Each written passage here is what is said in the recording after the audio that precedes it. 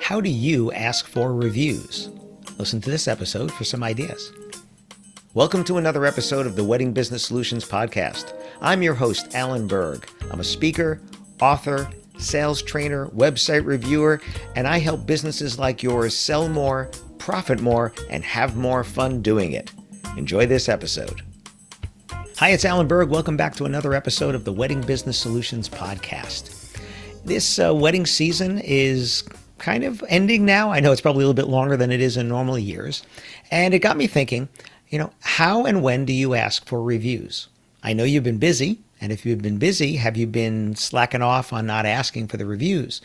We know that for certain sites like The Knot and Wedding Wire, getting your award, your best of, or couple's choice is dependent upon new, good reviews. So you need to be asking. You need to have a system for that. The question is, how do you do it? When do you do it? How often do you do it? Now, some sites, again, go into Wedding Wire and The Knot, and I mention those only because I know them better because I was vice president of sales at The Knot a while back, and I've consulted to Wedding Wire for a long time, so I know their systems a little better. They do have tools in their back end where you can put in the email address and put a message in, and they'll send it out to the couple, right? Even the Wedding Wire one will send it out 3 times. It'll ask them again, and ask them again. According to their stats, 1 in 5 people will post a review if you ask them once. 1 in 3 if you ask them more than once. So 20% if you ask once, 33% if you ask more than once. I have clients that are getting way more than that, some by asking just multiple times, some by using gifting, right? Because gifting is a great thing. First of all, saying thank you to your clients is never a bad thing. But there's also a feeling of reciprocity that when you give someone a gift that they want to do something back to you. And if all they need to do is tell people how much they love you already, it's not a bad thing. The other thing with gifting is that sense of reciprocity is also a code word for guilt because if they feel a little guilty, you gave them a gift, I want to do something back for you. So let's go into a few different things here. When should you ask? One of my clients, we track, they have a lot of different venues. We track to see who is getting the most reviews, which of their people are getting the most reviews. And when I've done this with many different clients, the people getting the most reviews are, first, asking the most times. Just because somebody didn't do it when you asked doesn't mean that they won't do it. Just think about yourself. When you go out to a restaurant, you stay at a hotel, you go to an attraction, do you always post a review? No. If they send you an email, like I use OpenTable for dinner reservations sometimes, and they'll send me an email asking for me, what are my thoughts? Do I always post a review? No. Do I do it a lot? Yeah. I mean, I've personally posted over 600 reviews on TripAdvisor. I'm a Yelp Elite, which is, I think I have 130, 140 reviews there or whatever. So yeah, I post a lot of reviews, but I also don't post a lot of reviews. I probably don't post more than I do, right? Because for me with a restaurant, it has to move the needle. It can't just be what I expect. It has to be either way better or way worse, right? That's when I'm going to take my time to do that. But I've also had people where, yeah, I wanted to post for that, but I just can't do it right now. Doesn't mean I won't do it. But if you don't ask me again, it's going to get buried in my emails. I'm going to forget about it. So asking via text, that's a great way to do it. Now, some people are waiting 2 weeks after a wedding to ask. And this, by the way, this goes for corporate events. This goes for social events. This goes for quinceas and mitzvahs and everything. Right? You want to ask for a review.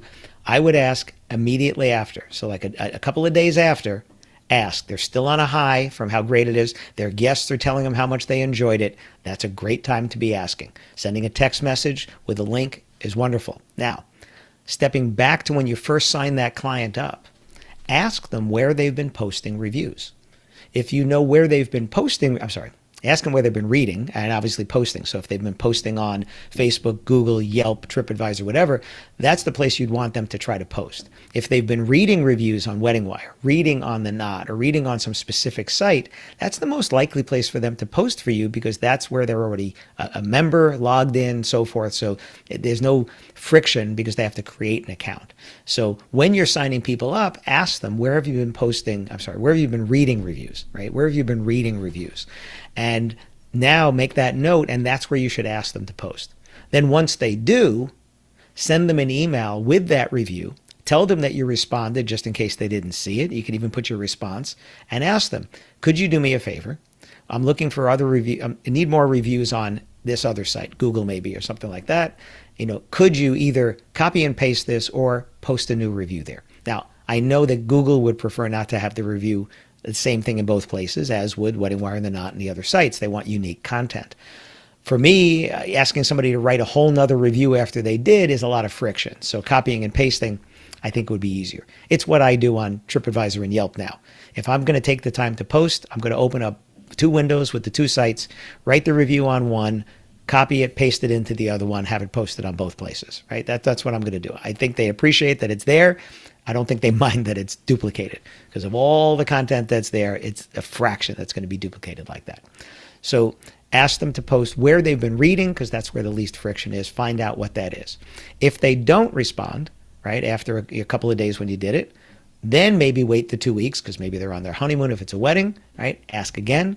If they don't, then ask again. Or you could do like the Wedding Wire one. I think it asks, and then a week later, and then a week later after that. The key is the repetition. Now, if you want to go with the gifting idea or just a handwritten thank you note, one idea that I gave to a lot of my clients was, if you take that handwritten note and you have a note card, have printed on the back of that card QR codes to the different places where they could review. So if it's for a wedding, it would be Wedding Wire, The Knot, Google, and maybe Facebook, or some other place where you might want them, right? And if you don't have 4, only put 3. This way they can choose.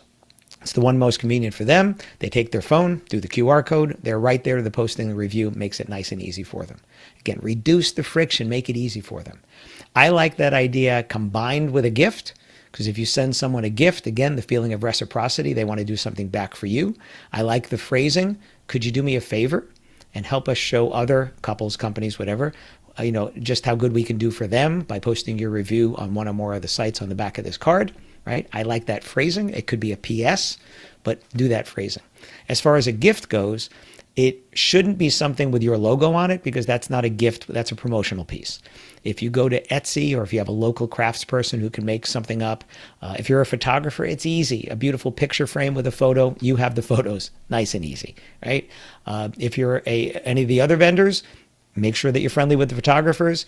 Get a photo, put it in a frame, send it out. Or if you're the DJ or the band, have a photo of people dancing, right? Have that couple right there on a dance floor. Try to give them something. Or if in your conversations you found out something about them, something that you could do personally.